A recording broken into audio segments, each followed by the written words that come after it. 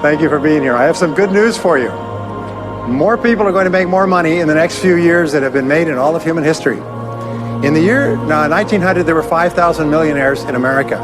In the year 2000, there were 5 million millionaires. That's an increase of 1,000 times. Now, there was a leveling off in 2001, 2002. In the last 2 years, the number of millionaires has jumped 33%. It's jumped to 8.2 million millionaires in America, and virtually all of them are self-made, which means they started without a pot to you-know-what in or a window to throw it out of. And they've made it in one generation. When we look at the wealthiest people in America today, Warren Buffett, Michael Dell, of course, Bill Gates, Paul Allen, and the Walton family, all first-generation multi-billionaires. We have a $12 trillion economy today that is growing at the rate of $500 to $600 billion a year, and all that money is going through somebody's fingers, and your job is to make sure it goes through yours and some of it sticks. Is that a good goal for today? And my job is to show you how to do it. The good news is that all the answers have been found. Self-made millionaires have been studied exhaustively. They've been analyzed. They've been interviewed by the hundreds of thousands of millions. And what we know is exactly who they are and what they do and how they think and how they tick and the decisions they make and the things that they do and they don't do. And the wonderful thing is this: if you do what other successful people do, you eventually get the same result that they do. Now, some people say, well, I started off without any money and I don't have any money now. Well, join the crowd. Nobody's got any money. Most people are broke up until their 40s and 50s. So if you're broke today, you're just one of the gang. The only question is, do you stay there? And the answer is no. Now, when I started off in this many years ago, I came from very poor beginnings. I did not graduate from high school. I finished in the half of the class that makes the top half possible. When I left school, I dropped out of high school. I could only get laboring jobs. I was told, by the way, if you don't get a good education, you won't do well in life. Don't get good grades, you won't get a good job. Don't go to college, you won't do well, and so on. And I believed that for a long time until I found there's hundreds of thousands, millions of people who dropped out of high school who went on to become millionaires and billionaires as well. The reason I say that to you, by the way, is don't let it hold you back. Don't let any experience that you've ever had in your life act as a brake on your potential, because there's hundreds of thousands of people who've had it worse than you could ever dream of, who've gone on to accomplish wonderful things. So, I worked at laboring jobs for several years. I worked in construction. I worked on farms and ranches.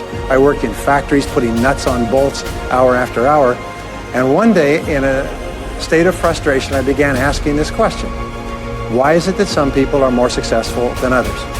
Now, in the Bible, there's the line that says, "Seek and ye shall find, for all who seek, find it. Ask and the door will be open." So I began asking other successful people, what are you doing differently from me? And they told me, and I did it, and I got better results. I got into sales when I could no longer get a laboring job, like many of you. And in sales, I noticed that one of the guys in my company was making 10 times as much as anybody else, and he was selling the same product out of the same office at the same price to the same people under the same conditions, and he was making 10 times as much as anybody else. So I went and asked him, what are you doing differently from me? And he told me, and I did it. Now, what I discovered, which changed my life and which brought us here today, is I discovered the law of cause and effect. The law of cause and effect, sowing and reaping, action and reaction, is the great universal or iron law of the universe. What it says is that everything happens for a reason, is that there are no causeless effects, is that even if we don't know what is causing the effect, we trace it back. It's the basis of the scientific process, of all medical research, of all marketing, of all business, is if you can define an effect that you want, you can trace it back and find somebody who at one time did not have that effect, and then find out what they did, and then do the same things, and you eventually get the same results. We say that success is not an accident. Failure is not an accident. Success leaves tracks. So if you just follow the tracks of other successful people, no matter where you're starting from, you eventually get to the same place that they get. Well, this was a shocker for me, because, and I learned later in psychology, by the way, that one of the two most important things we need to have to be happy and healthy is a sense of control, a feeling that we are in control of our lives, that things are happening for a reason, and a sense of coherence, a feeling that things fit together. Well, when I realized the law of cause and effect explained everything, I thought, wow. So in sales, I went to the top of my sales force. I read and I learned, attended courses, and especially I applied what I learned. And then when I got into sales management, I again read the books and took the courses and asked for advice. And when I got into real estate and importation and development and manufacturing and distribution and a whole series of businesses over the years, the first thing I did is I asked, how does it work? How do people succeed in this field? And then I buried myself and immersed myself. I spent hours and hours and hours studying, and then I did what the most successful people did. Interesting point. We say that nature is neutral. In other words, nature doesn't care who you are. It doesn't care if you're tall or short or male or female or black or white, educated or uneducated. Nature doesn't care.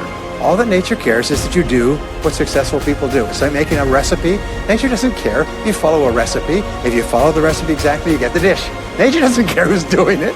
And that's the wonderful thing about our society. It's basically like justice. It's blind, is nature doesn't care. In fact, there are a lot of people who are not as smart and not as talented as you who are doing vastly better than you, not because they're better, but because they're just following proven success methods. There's nothing that will make you madder than to see somebody who's dumber than you, who's making more money than you, right? Have you had that experience? So what we do is we use proven success methods. We just find out what they are and we do them over and over again. Quick point, nothing works the first time, okay? Please understand that. Nothing works the first time. What is the average number of times that a person tries with a new goal before they give up? Can you guess? Well, the average is less than 1, because most people give up before they try even once. They say, that's a great goal. I'd love to be financially independent. And then they give up. They don't even try. They say, but I couldn't because of this and because of that and so on. And then they move away to a wonderful place called Someday I'll. You ever heard of Someday I'll? Someday I'll start saving money. Someday I'll get out of debt. Someday I'll lose weight. Someday I'll start a business. Someday I'll get serious about my finances. And most people live on Someday I'll. Your job and my job is to vote yourself off the island, right? And we start taking control of our lives. Well, about some years ago, I was called by a major businessman, and he asked me if I would do a talk for his 800 entrepreneurs that own separate franchises within his organization on how to become a self-made millionaire. And I said, sure. When you're a young speaker, you agree to speak on any subject. Sure, I'll speak on that subject. Now, I was just like most people. When I was young, I wanted to be a millionaire by the time I was 30. And when I hit 30, I put it off to 35. And as I got to 35, you put it off to 40, and then you kind of just don't look at it anymore. You forget about it and feel the deck is stacked against you. Well, I was about 38, 39 when he called me up and asked me. I said, sure, no problem. And I said, now, what do I know about self-made millionaires? And this is a shocker. I didn't know anything. Oh, I knew that they had more than $1 million, but that's a real basic piece of knowledge, you know. So I started thinking, what do I know about? So I began to study them.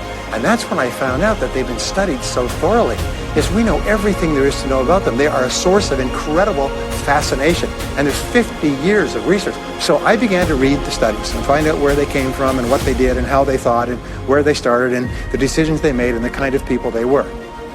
One of the things that I learned, by the way, is that becoming a self-made millionaire is not the important thing. What is really important is the person you have to become a self-made millionaire. You have to become a totally different human being. One of my friends says that in order to achieve something you've never achieved before, you have to become someone you've never been before. And it's a really important insight, is the qualities that you need to develop, qualities on the inside to become a self-made millionaire, are incredible qualities that make you a vastly better person. Not only better in terms of character, determination, discipline, decision-making, strength, and so on, they make you a far better person. They round out your character in a far better way. So that the real payoff of becoming wealthy is not because you can eat more, because how many more meals can you eat, how many more clothes can you wear, because it's the kind of person that you become, and then the kind of people that you associate, the kind of life that you have.